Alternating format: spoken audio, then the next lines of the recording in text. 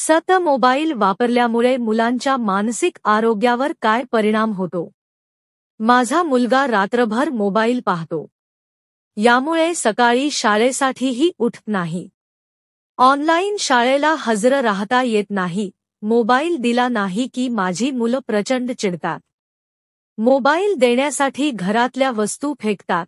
एकाच घरात राहूनही माझ्या मुलीला आमच्याशी बोलायला वेळ नाही. सतत मोबाईलवर असल्याने घरातल्या माणसांशीही काहीच संवाद नाही. ड्रगची नशा असते तशी मोबाईलची सवय होत आहे. मुंबईतील मानसोपचार तज्ज्ञांकडे पालकांनी केलेल्या या तक्रारी. लॉकडाऊन काळात मुलांचा स्क्रीन टाईम वाढला आणि मोबाईल, लॅपटॉप, टीव्ही, टॅब्लेट्स आणि इतर गॅझेट्सची सवय लागली. आता ही सवय कमी करत असताना पालकांना मुलांच्या मानसिक आरोग्यावर परिणाम झाल्याचे आढळून येत आहे. शाळा, महाविद्यालय बंद असल्यानं मुलांचे ऑनलाईन शिक्षण सुरू झाले. बाहेरचे खेळ बंद झाल्यानं अगदी लहान मुलंही तासनतास मोबाईलवर खेळू लागले. Cartoons, games, social media, OTT platforms अशा मनोरंजनाच्या नवीन साधनांची मुलांना सवय लागली. स्क्रीन टाईम वाढल्याने मुलांच्या मानसिक आरोग्यावर काय परिणाम झाला आहे? तुमच्या मुलांनाही मोबाईलची सवय लागली आहे का? त्यांच्याशी संवाद कमी झालाय का? मुलांमध्ये एकटेपणा वाढला आहे का? अशा सर्व प्रश्नांची उत्तरं जाणून घेण्याचा प्रयत्न आपण या लेखात करणार आहोत. मुलांच्या मानसिक आरोग्यावर काय परिणाम झाला आहे? माझ्याकडे अनेक पालकांच्या तक्रारी येत आहेत. घरात एकत्र राहत असूनही मुलांकडे आमच्यासाठी वेळ नाही. लहान मुलं असो वा मोठी, एकतर ती मोबाईल फोनवर असतात किंवा ऑनलाईन गेम आणि लॅपटॉपमध्ये व्यग्र असतात. मुलांसोबत आमचा संवाद कमी झाला आहे ही माहिती दिली. एवढेच नाही तर ते पुढे सांगतात, एखादी गोष्ट मनासारखी झाली नाही की मुलं प्रचंड चिडचिड करतात. लहान मुलांना तर जेवणासाठीही मोबाईल हातात द्यावा लागतो. भेटीगाठी कमी झाल्याने मुलांमध्ये एकटेपणा वाढला आहे. अस्वस्थता, भीती, डिप्रेशन वाढले आहे. आधी मुलांना काही वेळासाठीच मोबाईल हातात मिळत होता. शाळा, महाविद्यालय, क्लासेस, मैदानातील खेळ यात मुलांचा वेळ जात होता. पण घरी बसून मुलं मोबाईल स्क्रीनच्या अत्यंत जवळ गेले आहेत.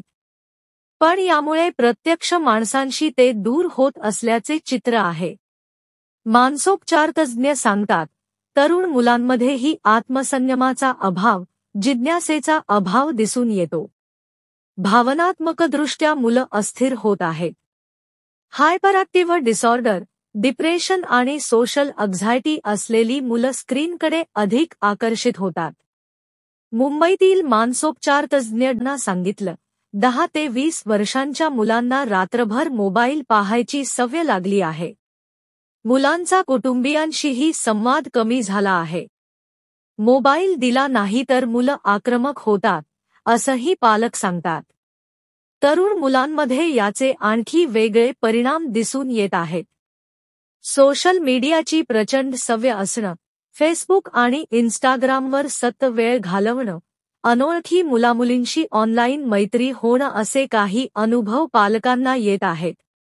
यासंदर्भात बोलताना राजेंद्र बर्वे सांगतात, मुलं लोकांपासून दूर होत आहेत.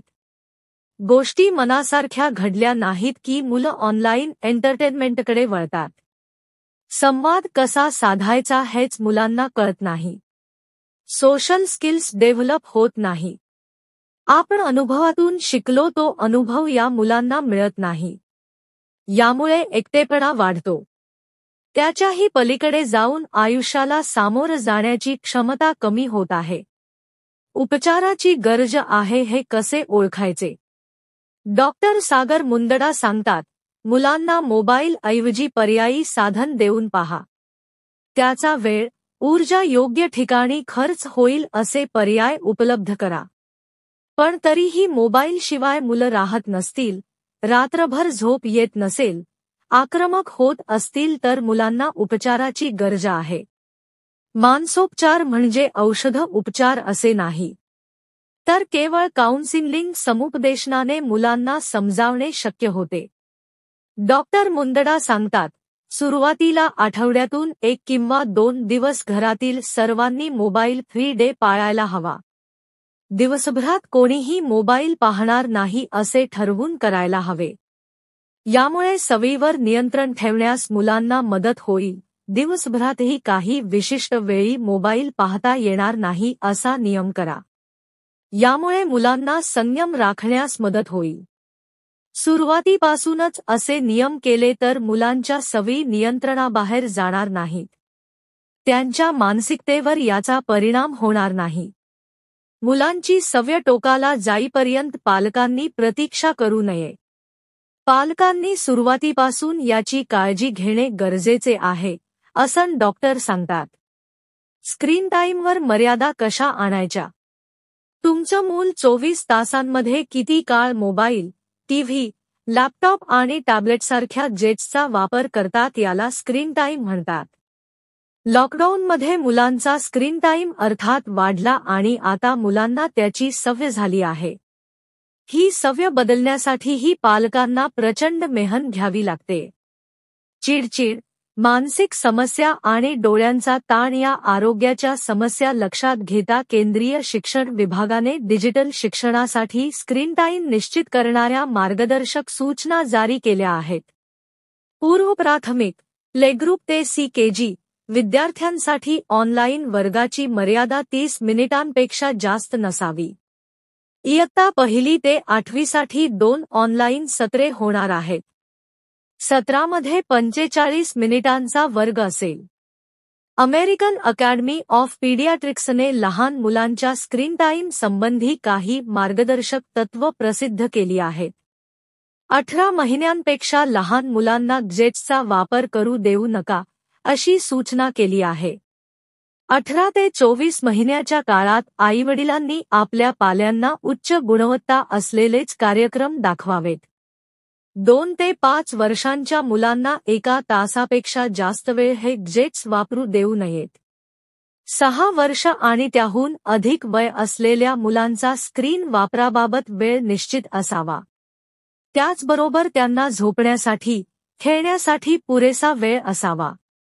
विविध आस्थापनांकडून मुलांचा स्क्रीन टाईम वाढल्याने काळजी व्यक्त करण्यात येत आहे.